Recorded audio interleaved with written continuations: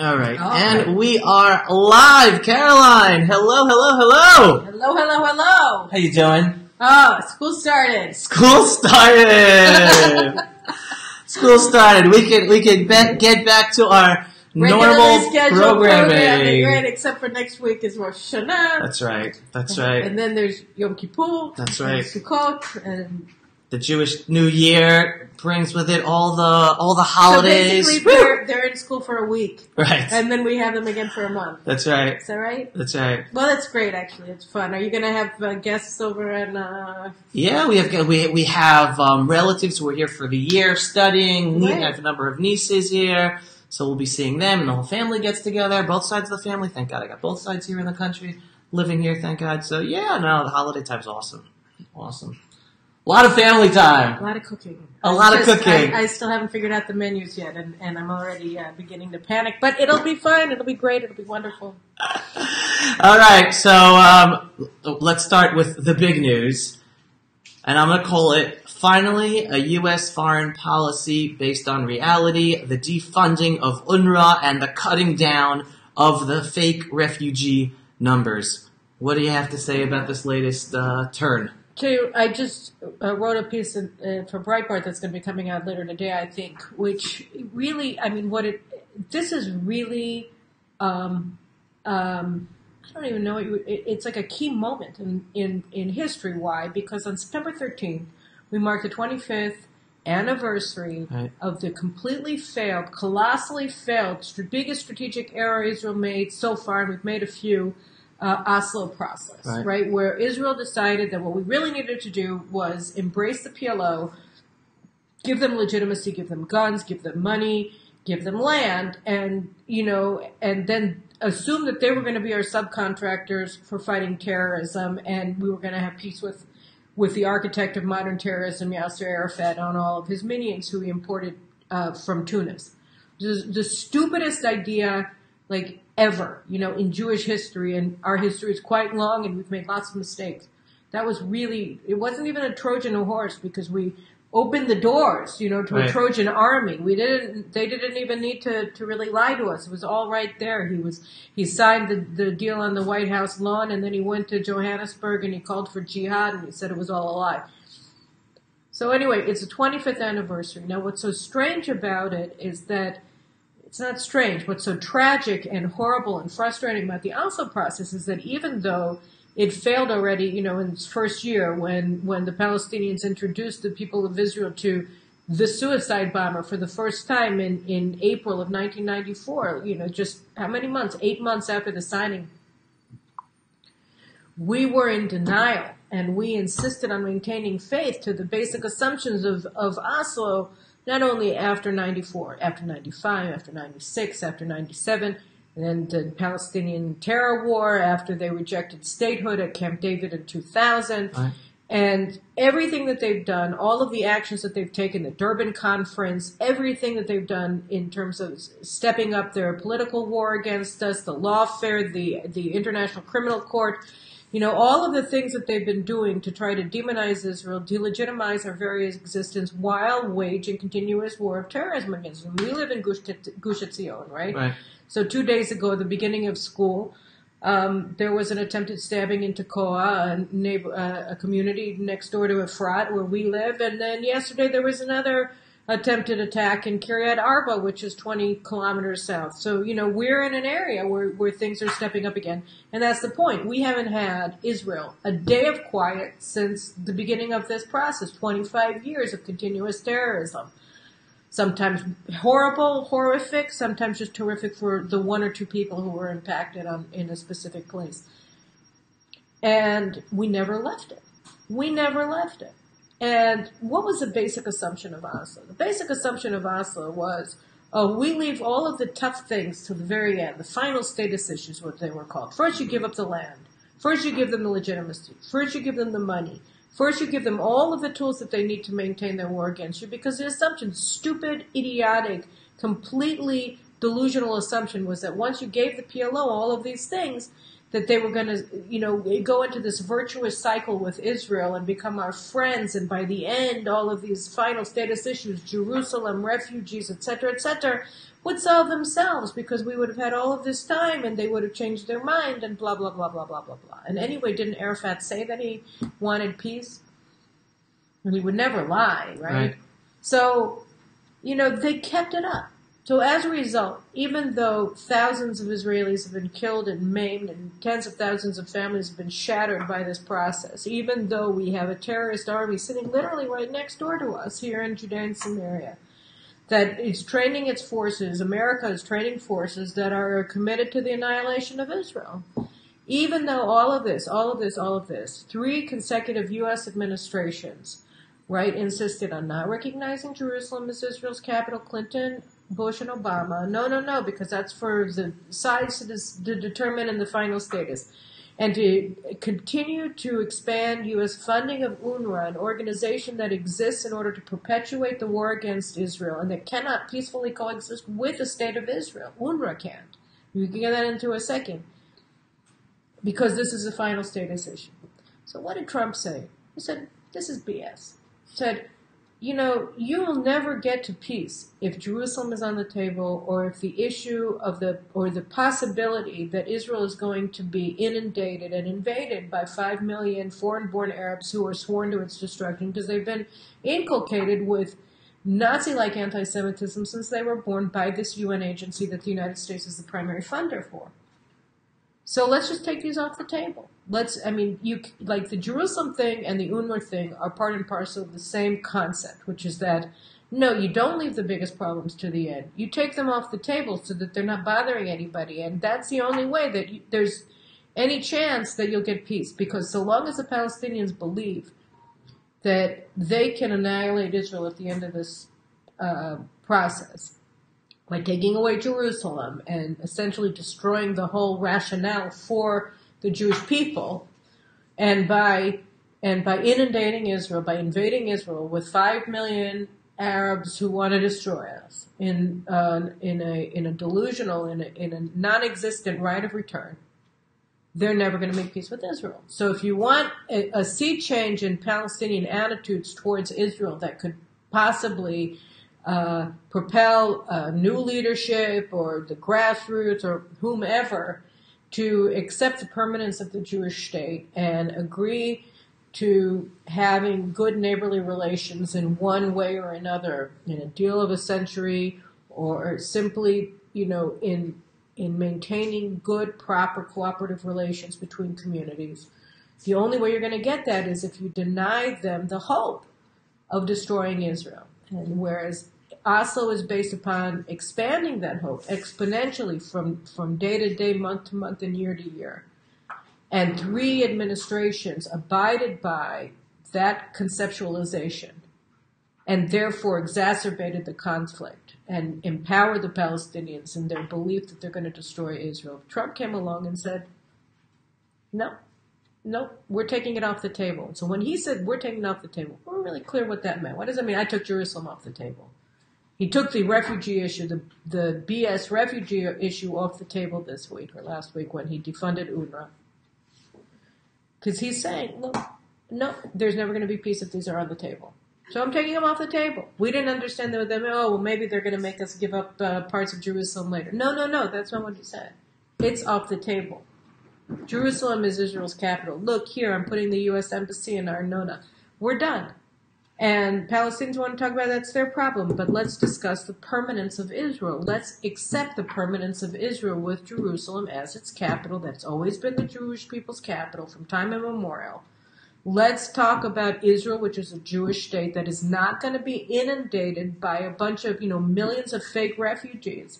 And the United States is not going to be a party to the perpetuation of this myth that endangers Israel's very existence. This is a pivotal moment in our lives, in our history. This is the moment that the Americans finally just took an axe to the Oslo process and took an axe to the main, most critical and most devastating assumption at its heart, that you can leave these issues that call into question Israel's very existence on the table in perpetuity, because we will never get to a final status. And therefore, the war against Israel, the rationale for maintaining it, is going not only to fester, it's going to get bigger, which it has. Right. So I want to touch upon a point that has received some media attention, but not that much. So I don't know how many people are familiar with it. When it was announced that President Trump was cutting the funding to UNRWA, word got out that Prime Minister Benjamin Netanyahu changed his mind because the establishment of Israel, the military establishment, was afraid of cutting funds to UNRWA because they were afraid the situation is going to get worse. They just want status quo. They don't want to win a war. They just want status quo. And Bibi changed his mind to agree to the defunding of UNRWA against all the advice of the military, security, intelligence establishment.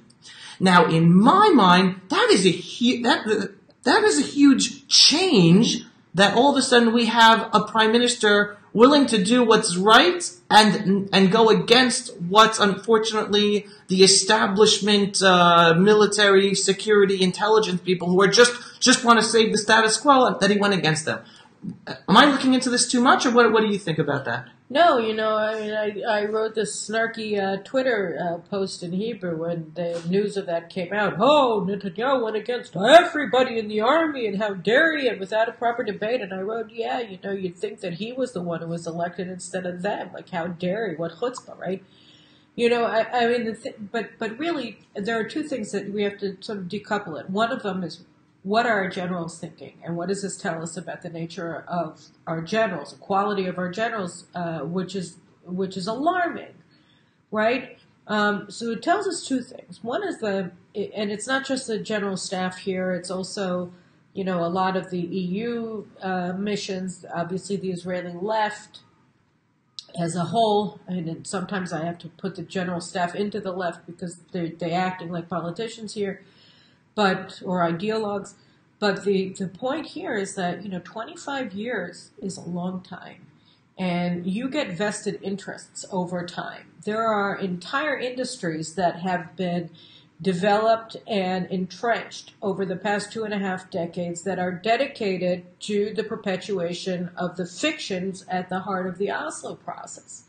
Right? And you also have people who have been very empowered. I mean, what is the coordinator for government activities in the territories, right? So they were supposed to collapse after that was my unit in the army. That was why I was in the talks with the Palestinians, because we were negotiating with them the transfer of the powers of the civil administration, the military administration in Judea and Samaria and Gaza, to the PLO. That was what I was doing. Those were the negotiations that I was involved in.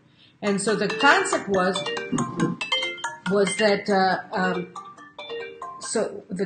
was that we were supposed to be done. And then after we gave up the the power to administer the Palestinians, and the Palestinians have their autonomy, and they've been governing themselves since 1994 and 1996, over a gradual period between 94 and the end of 96. We weren't supposed to exist any longer. But they found themselves a new job, and now they're coordinating this, that, and the other, and they're the military administration that administers whom? The Jews, right? Now, the only people who live under military governance in Judea and Samaria are the Israelis and a smattering of a couple tens of thousands of Palestinians. So 450,000 Israelis live under military government, and another 30,000 Palestinians who live in Area C. Everybody else is done with it. So they should have closed, but instead they expanded. And now, if we close down UNRWA, and now if we actually disengage from Gaza, and now if all of this stuff happens, then they're going to lose power. So on the one hand, you have the fact that, over the past 25 years, you have huge industries internationally and in Israel that are completely tied with the messianic vision of peace of Oslo, the fake messianic vision of peace with Oslo. And on the other hand, you have units in the military You have a lot of other bureaucracies that have cropped up and been developed over time that are entirely based on the Oslo process. So they don't want to walk away from it. They want to keep it. It's not even necessarily out of ill intentions. It's just because, how can they justify going to work in the morning if they don't have a job? So this is also a bureaucracy in search of a mission or wanting to maintain its mission, even though its mission hasn't made any sense for decades. So there's a lot of that going on with the army. And as to Bibi, telling them no, I mean, first of all, again, this is a credit to the Trump administration because the Bush administration responded to the Hamas takeover of Gaza by massively increasing, I think by over 30%, American funding to UNRWA. And Israel went along with them. Tzipi Livni, who was the foreign minister under Olmert, she walked around hand in hand with Condoleezza Rice saying, oh yes, what we need to do is empower UNRWA. So it was the United States that were driving this car from the beginning that said, oh, we want to empower UNRWA as a counterweight to Hamas. When everybody said to Condi, but Hamas is UNRWA. Right, Hamas is UNRWA. She didn't care. She didn't care about anything. She was pretending. She wanted to keep up the fiction, right, that there was somebody there that the United States could give money to and be in charge and be important and do good things for the Palestinians when literally there was nobody. And she didn't want to admit it because she didn't want to admit that this whole democratization thing was a lie and stupid and that their whole policy with the Palestinians, which they inherited from the Clinton administration, just involved empowering terrorists at the expense of the United States and its closest ally in the Middle East, Israel. That they didn't want to admit it, so they kept along with this fiction. You needed a truth teller like Donald Trump to come in and say no. So Netanyahu did stand up to everybody, and good for him. But I don't think it would have happened if Donald Trump hadn't said, why are we spending $230 million a year of U.S. taxpayer money on a bunch of terrorists who are feeding the hopes of the Palestinians that they're going to annihilate Israel. So I'm going to continue that line of thought because from what you're saying and from what we see, it really sounds like President Trump and his administration are more Catholic than the Pope in this case. That they're the ones pushing Israel finally to take a stand for our interests. Where without that, I don't know if Prime Minister Benjamin Netanyahu would be pushing in that direction. I know that President Trump is incredibly pro-Israel, and so are the members of his team, but I don't think that that's what's driving this train. I don't think that that's his motivating factor. I think that there are two things that are motivating him. One is that it is antithetical to America's national interest to be involved in this charade. And the other one is that it's costing a lot of money, and there's no reason for American taxpayers to continue to be fleeced by the PLO or UNRWA or the UN in general. So what do I mean by the former? Look, I mean, Oslo wasn't an American program; it was a European program, right? I mean, it was run by the Norwegians. The Americans came in after the fact; they were opposed to it. Warren Christopher did not like this plan. It was stupid. It's stupid. It's a half-baked plan that empowers the PLO at Israel's expense. And why would the United States want to get behind this? But, the Israelis wanted it, and they said, fine, we'll take it over. And this was not the Clinton administration's plan. This was Israel's plan. This was Shimon Peres's idiotic plan with his idiotic friends, and they, forced it on a Rabin, who was one of the weakest prime ministers we've ever had. So the Americans, and what happened as a result? So the Americans got all excited about this shiny new toy called the peace process, right? They brought in all these people who, Dennis Ross and that whole gang of peace processors, and they made their career out of shuttling back and forth and being terribly important and being the ones who were going to bring peace. You had the American Jewish community who decided that their Jewish identity was really based upon support for the PLO. You had AIPAC, who was running around Congress lobbying for Americans to give money to the PLO. They still are, by the way. You had all of these Americans who suddenly became vested in this thing. And it became and what happened as a result? The whole concept that the most important thing in the Middle East, the thing that's going to determine what happens in Iraq, what happens in Iran, what happens in Syria, what happens in Yemen and Saudi, that it's all about making peace with Israel, which was this idiotic, just literally delusional concept that really stood at the heart of American thinking on the Israeli-Palestinian conflict, wrecked their ability to see reality in the rest of the Middle East. if they hadn't been wedded to this lie, which is anti-Semitic, because it says the Jews are responsible for Saddam Hussein being a genocidal maniac, or for Iran wanting the bomb, or for the Saudis being Wahhabist jihadists who are funding Al-Qaeda, or the Egyptians loving the Muslim Brotherhood that wants to destroy the world and start a caliphate. You know, if it weren't for Israel, then all of this stuff would go away and everything would be fine. I mean, you can't look at this and not recognize anti-Semitism when you see it, right? Right. But because of that, they flew blind everywhere. They flew blind in Iraq. They didn't think that they had to know anything about the Middle East. They go into Iraq. They don't know what they're doing. They literally think that they're liberators in Paris, right? And when they wanted to get out of Iraq, when they had the Baker Hamilton group getting together to try of wise men trying to figure out what to do when the Americans got sucked into the mud of Iraq, what was the answer that they came back with? Oh, well, we squeeze the Jews. Right. We get Israel to cough up Jerusalem, Judea, and Samaria, and the Golan Heights. They wanted us to leave the Golan Heights. And then the Iranians and the Syrians will help us leave Iraq in one piece. That was their whole concept. Their whole concept was, let's go after the Jews, and then Iraq will be fine. It's insane, right? And that was the basis of American foreign policy in the Middle East from 1993 until 2017. Crazy. So, you know, leaving this plan, walking away from this disaster, this strategic misconception of the first order of reality was, it's pro-Israel, right? Because we have been the principal victims of it.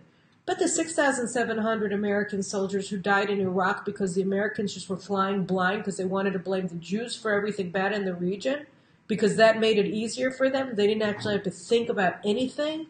You know, they also are victims of this.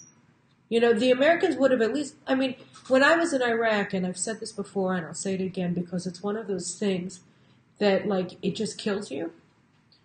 So I was in Iraq with the 3rd Infantry Division, right? The bravest men I've seen. I just loved them. I mean, I was in war with these people, you know. You develop a bond when you're in combat with people. And I love them. And they had no idea where they were. You know, we're outside of Nasiriyah. We come in, and there are Shiites lining the highway, and they didn't understand the danger. You know, and I'm screaming at them, and I'm like, "What are you doing? You know, there could be a suicide bomber here." They're all standing. They don't even have their guns out. And I started yelling at them. You know, they didn't know where they were. And 2 days later, you know, four soldiers in the battalion I was embedded with got killed at a roadblock. It was the first terrorist attack against U.S. forces of the war. 4 of them were killed at a roadblock. And you know, they didn't know. And the only thing that the one place they should have looked to learn and to prepare for Iraq was Lebanon. Because the country and the conflict that was most similar to what they were doing in Iraq was Lebanon. From a demographic perspective, from a political perspective, the actors that were involved, Iran and Syria against the United States, using proxy forces to attack them. And no, why didn't they look at it? Because we were occupiers in Lebanon. They had nothing to learn from us. They were liberators. You know, the prism of seeing things as Israel's fault, that Israel's an aggressor when we're trying to defend ourselves against terrorism, that colored American thinking in so many ways, was so devastating to their ability to make a coherent foreign policy in relation to the Middle East for years, for decades, at great expense, at extraordinary cost for America. So yeah, you know, we've suffered from it for the idiocy, not of the Americans, but of our leaders for going on with this thing and then being afraid to walk away from it when it was obviously wrong.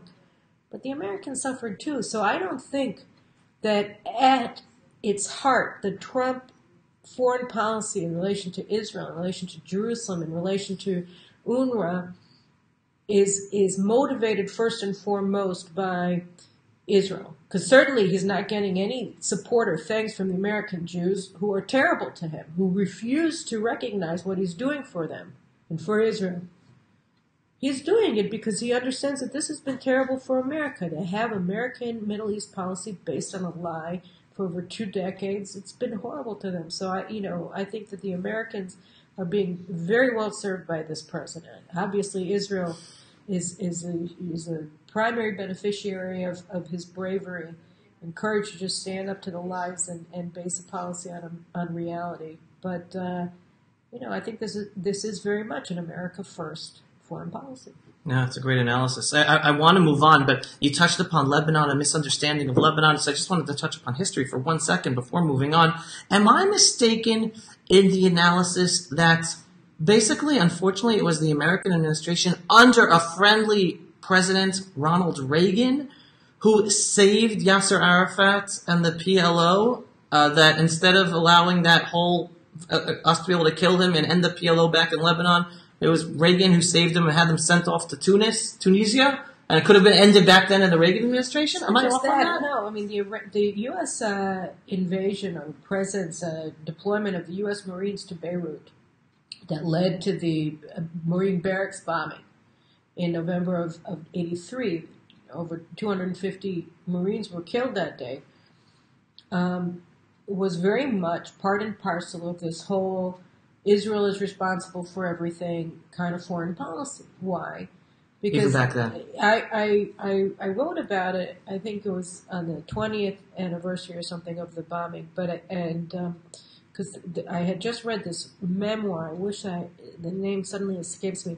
Written by a Marine who survived the bombing, and he was talking about the deployment in Beirut and what was at the root of it. And one of the thing that came across, obviously as an Israeli, that came across most strongly to me, but I think it was an underlying theme of his book, was that America also in Lebanon fundamentally misunderstood what was happening. Because what did they do? The Americans came in to force Israel to withdraw from Beirut. Okay? So the Marines who came into Beirut were there as a means to get Israel out of Beirut.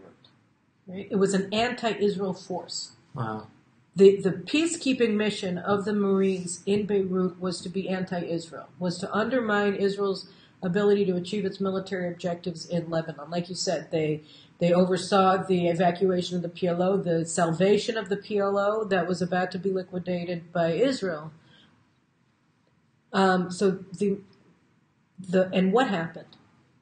So when the Marines deployed to Beirut in 82, the Christians, the Phalangists, the Druze, Amal militia, which was sort of the beginning of Hezbollah, the Syrian forces, all of that horrible mix of enemy forces and crappy allied forces, right? The Phalangists.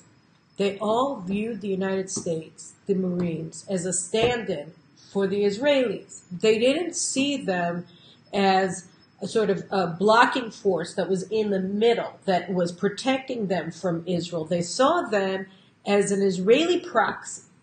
So all of the way that the Phalangists used the Israelis was exactly how they used the Americans against the Amal, against the Syrians, against the Druze. And the Druze, so that everything, one-to-one, that Israeli forces in Lebanon experienced in terms of the treatment that they received by the various factions inside of Lebanon was identical to the way that the Americans were treated.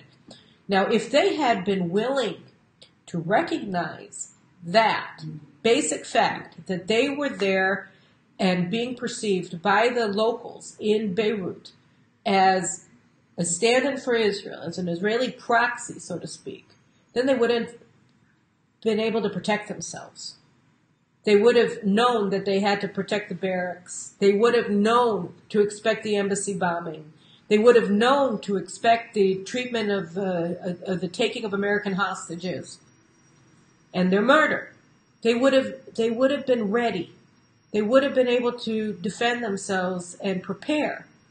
But because they were in denial for political reasons, for ideological reasons, of the basic fact that they were looked at in the same way that the Israelis were, as foreign occupiers, as people who could save one faction against another and be used and manipulated in this way or that way, They didn't protect the Marine barracks because they didn't want to look like they were doing anything that anybody should be upset about.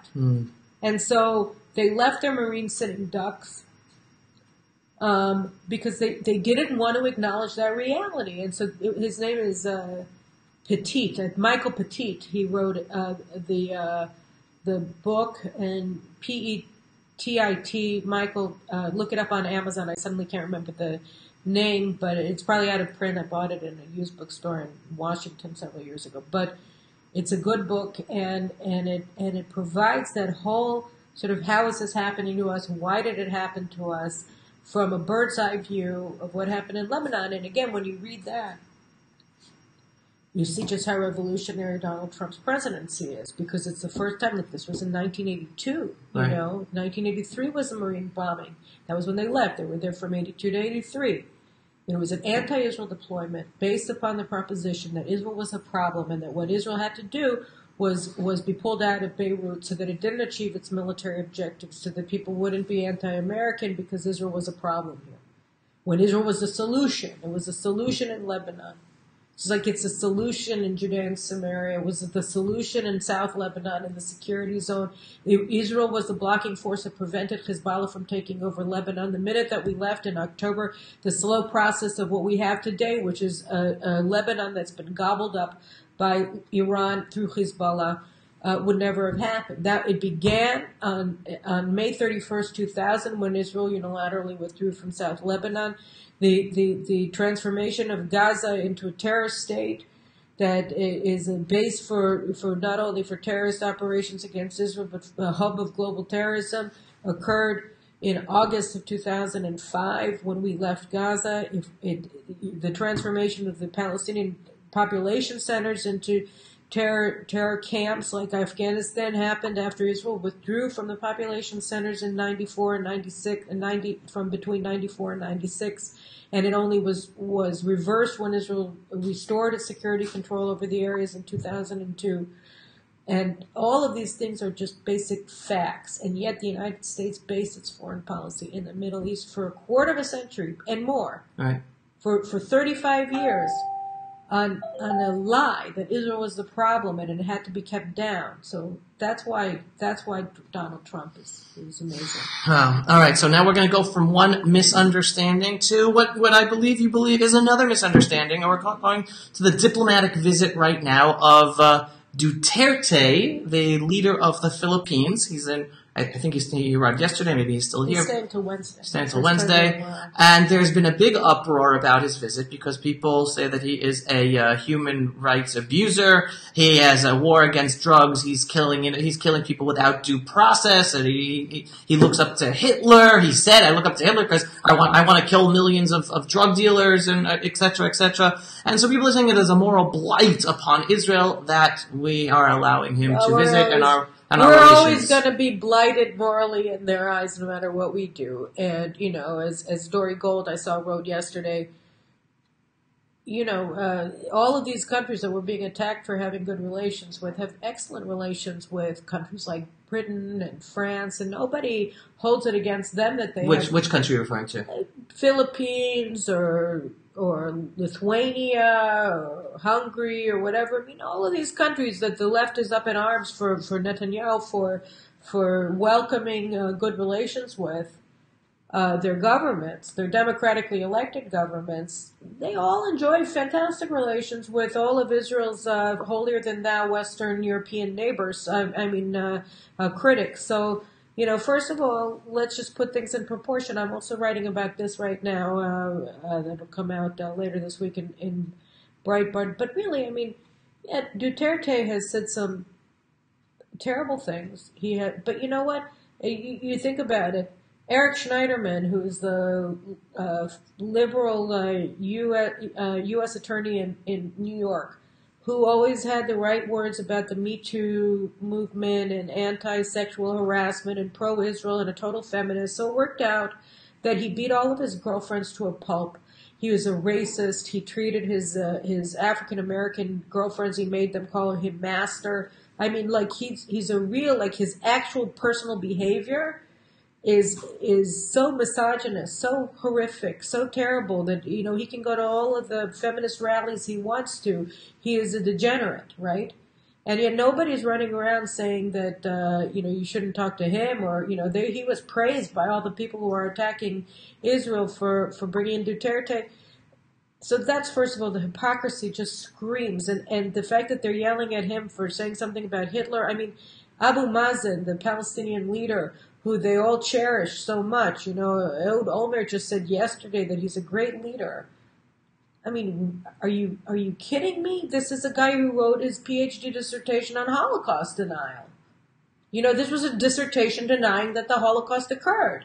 He paid for the Munich massacre. He's overseen the Palestinian terror campaign against Israel for the past 50 years as Arafat's deputy, and since 2004 as his heir. So, you know, they run to Ramallah to get their pictures taken with him. Run to Ramallah to beg him to accept Efrat, you know, as a gift, as a confidence building measure that we really want peace. But this guy from 9,000 kilometers away from here says nasty things about women, and we're not supposed to have any bilateral relations with the Philippines. So first of all, the hypocrisy just screams to the sky, and it makes me want to vomit. But beyond that, you know, we have a lot to gain from close bilateral relations with the Philippines. First of all, from an economic perspective, you know, did you know that they just fought from May until October of 2017, this massive battle against Islamic State in the Mindanaoan city of Marawi? The fighters from Syria came back to the Philippines. You know, they've had a horrible Islamic jihad going on in the Mindanao areas for decades. Tens of thousands of people have been killed. They have a huge problem. They, you know, the same, like from Malaysia, the Asian Muslims, the Moro Islamic Front, they've had decades of anti-jihad fighting there, and you know they were in the jungles. Most of the Mindanaoan islands, I think, are like jungle areas, so they had experience with that. But ISIS took over Marawi, which is a city, and they had no idea how to fight urban warfare. You know, and so yesterday when he was having a meeting with Netanyahu, he thanked Israel for its assistance in the siege of Marawi. I mean, we apparently helped them fight ISIS, and you know, 1,200 soldiers died over the past during that 5-month battle. You mean Filipino, yeah, from ISIS. You know, and you had special forces from Australia, intelligence forces from Australia. You had American forces assisting them, and he came all the way over here to thank Israel. So we were helping them. You know, and you know, so we have. Obviously, we already had defensive ties, but now they want to massively expand. So that's money. That's deals for our defense industries. This is a good thing for us, a really good thing. And it's a good thing for global security that the Filipinos are coming to us and wanting to have security cooperation with Israel and counterterrorism. Mm-hmm. You know, they're also facing a missile threat now from China. China has been militarizing these islands whose sovereignty is under dispute, that the Philippines claim them as theirs in the South China Sea. So the Chinese also in May, I think, of this year, just reportedly deployed missiles pointed at the Philippines on these islands that they claim are Chinese territory and the Filipinos claim is Philippine territory. And so they also have issues with, they don't have any ability to defend themselves against Chinese missiles. So I'm sure that they're also interested in finding out about Israel's military missile defense systems. That these are all deeply, deeply significant things from a bilateral perspective of Israel's relations with Philippines, to also expanding Israel's strategic ties with Australia and that whole area. I mean, these are things that are important, and they can have wide-ranging implications for across a whole swath of industries in Israel. And from a strategic perspective, in terms of our ability to gain important intelligence on our enemies, who are global. So these are all important things.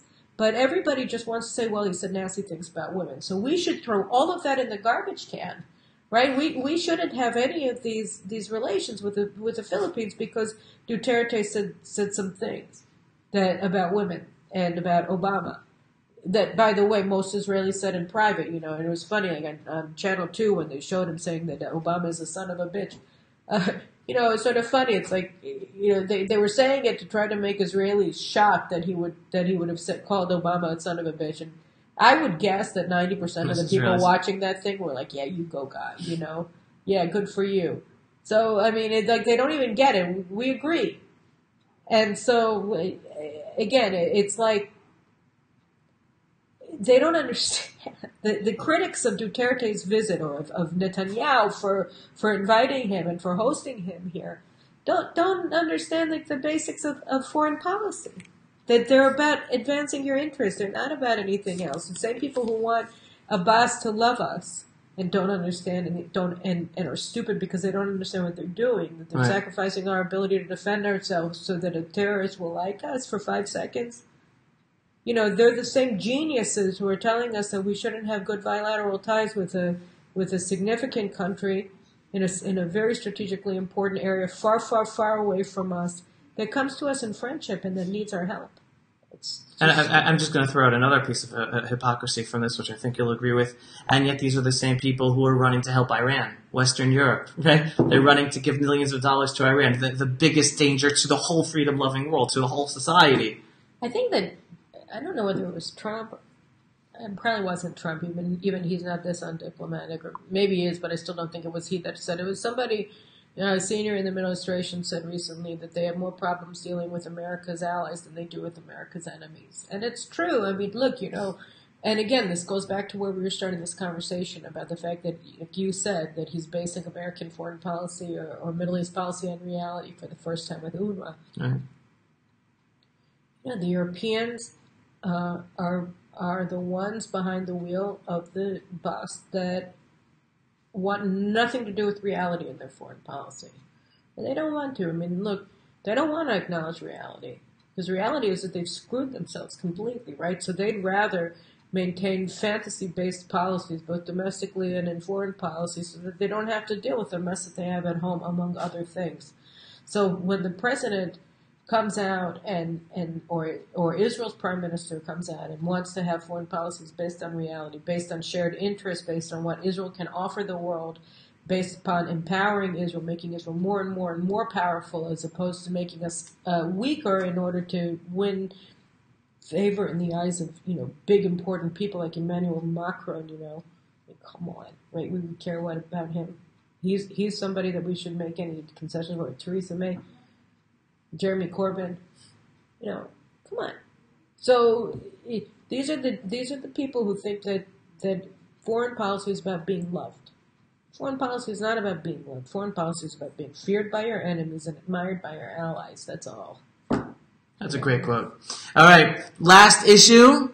You have been a big proponent for years, for decades even, about, if I'm not mistaken, how Lebanon's not an independent country anymore. Lebanon, the Lebanese army, it's basically being run by Hezbollah, which is Iran. And you've been a big a critic of all of the money and weapons that America has been giving Lebanon and the Lebanese army, screaming at your high voice, as loud as possible. Thanks. So I'm shrill now. In your loud voice, using your pulpits and your articles, that this is crazy because America is funding Hezbollah and Iran. Arming them. And arming them. Do you sense, and especially since last week you had a meeting with John Bolton, do you sense that there is a change of this reality that you've been talking about? I don't know. I mean, look, the people who are pushing the policy for America to continue empowering the Lebanese armed forces is Mattis and the generals in the Pentagon. CENTCOM, General Votel, the commander of Central Command, Elizabeth Richard, Obama's appointed ambassador in Lebanon. These are the people who are praising Lebanon armed forces. Just yesterday at the conference, they had a big conference here in Channel 2. So they interviewed General Streak. Yeah, the Northern Commander and IDF Commander. IDF Commander in Northern Command, and he said, flat out, he said that Hezbollah controls the Lebanese army. And, the Americans are still in denial about that. They refuse to acknowledge it. They just sent another shipment of weapons, of airplanes, to Hezbollah's controlled Lebanese armed forces. They're sending them night vision. They're sending them communications equipment. They're sending them, all of these things. And so you could say, okay, look, the planes that they're sending them are no match for ours, or the tanks that they're giving them are no match for ours. But that really isn't the point. The point is that you're going to have such a messy battle space. It's going to be so ugly. The next war is going to be so horrible. We are going to get smacked. Like, there's no doubt about it. These Hezbollah forces have been fighting continuously for the past decade, and they're extremely well trained, and they're battle hardened, and they have great weapons. And, so it's not going to be a picnic. It's not going to be easy at all. The next war is going to be very hard. And when you add to that mix of what we know that Hezbollah specifically has, what the Lebanese armed forces have, thanks to the United States, then you have an even muddier, even more complex, even more difficult battle field that you're going to have to deal with. And why do that? What? So fine, they're not going to bring down any F-16s with the guns that they got from. That's not the point. They're going to shoot at Israeli soldiers. They're going to shoot at Israeli anti-missile installations. What are they going to do with them? These are all going to be used against Israel. So, in one way or another, they're all going to make it more difficult for us to prevail. Right. So it's not even a question of the relative balance of power, or whether, what can this do to that. They're there. They're going to be used. They're going to be used against us. In addition to all of the other things that are going to be used against us. So why are you doing this? It doesn't make any sense. The United States is not going to get any benefit from this investment. It's only going to harm its interests. And that's the key point. And I know, I can't help myself, it's like a tick. It's like talking about what happened in Nasiriyah, right? I mean, how can the United States be doing this stupid thing? So I talked about it, with National Security Advisor Ambassador Bolton, and I'm sure that the government spoke about it with him. But I'm not sure. I'm pretty sure that the problem here does not lie with the White House. It lies with the fact that the White House isn't the only engine driving U.S. policy. And I think it's very much the Pentagon. And I don't know why they're doing this. I don't know why they continue to do this. And it's just a step-by-step process to try to get them to stop. But I don't know whether they're going to stop or take away the weapons before we're going to have to actually be attacked by them. Right. And I guess a way to sum up this whole conversation, it really comes to the foreign policy, I guess not just of America, but of any country. But here we're talking about America. 1 step forward, 2 step back. Right. And they use the terminology of an aircraft carrier that it takes a long time to turn around. So on the one hand, we see regarding UNRWA and regarding the refugees, regarding Jerusalem and all that, we see that they're making a change based on reality. But here we're still stuck on Lebanon, and they're based on the Pentagon, is what you're saying, is still based on the same faulty understanding and logic of the Middle East, which is not in America's interest. If you look at what happened in the Marine barracks, At what happened in Lebanon, it's the same faulty thinking, and that has to end. And I exalt in President Trump for having the guts and the wisdom to do what he's doing. But he's only one person, and the American government is an aircraft carrier. It takes a long time to turn it around, and he's doing the best he can. And I hope that he'll be able to bring some of that same common sense in terms of U.S. policy towards Lebanon as he's brought, and then he's even brought to Pakistan. Look, and that's the last thing I'll say, is that this week the Pentagon announced that they were cutting back, I think, $300 million or $200 million, I can't remember, in military aid to Pakistan. Pakistan has been playing a double game with the United States all along. Right? All along. Al-Qaeda is an invention, and the Taliban are both creations of the Pakistani intelligence service, the ISI. And yet the United States continues to fund them. They say that Israel is the largest foreign aid or military aid recipient from the United States. It's not true. Pakistan is and has been for decades. Right. They receive much more than Israel does, and and so they're finally cutting back. Right. And that came from the Pentagon, and that's very important. That means that there is some movement there, and hopefully it won't take too long for them to cut off Lebanon as well. Got it. And on that note, New Year, the Jewish New Year is upon us. Positive message going into the New Year, Caroline. We're in a different place than we were a year ago. What bracha, what blessing, what positive optimism can you give over to us? First of all, let's just start with the mundane, but the true. Let us please have a good year. Amen. And let us all be inscribed in the book of life. Amen.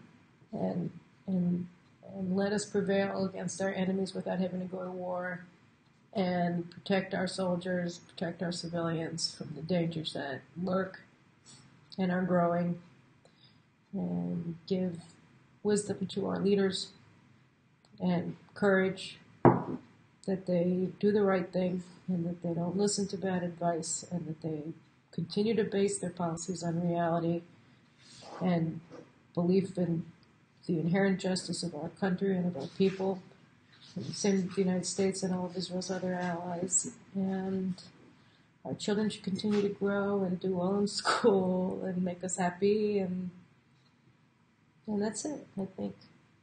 Right? And may you continue being an important voice to get out there for all of us to hear. Thank you. It should be a good year. And all of us should have a Shana Tova. Shana Tova, everyone. Thank you so much for watching. If you are not yet receiving the articles directly from Caroline, go to carolineglick.com. Get them all in English and in Hebrew. And it should be a good, blessed year for all of us, all of mankind. Shalom, everyone. Thanks for watching.